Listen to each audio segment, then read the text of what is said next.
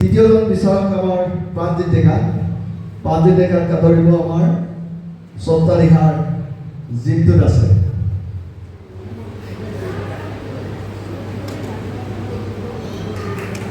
ধন্যবাদ থাকিল।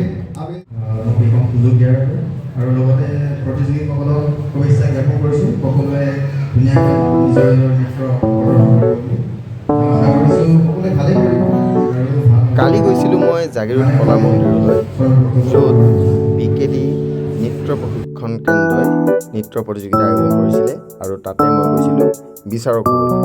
আৰু প্ৰতিযোগিতা শেষ হওঁতে হওঁতে ৰাতি প্ৰায় 11টা চাৰে 11টামান বাজিলে। আবেলি 3টামান বজাৰ পৰা আৰম্ভ হৈছিল আৰু তাতে বিচাৰক কৰি বহুত ভাল লাগিল। আৰু ৰিজাল্টটো ইতিমধ্যে পোৱাসকলে পাই গৈছে আৰু ভিডিঅ'টো ইমানতে সামৰিছোঁ।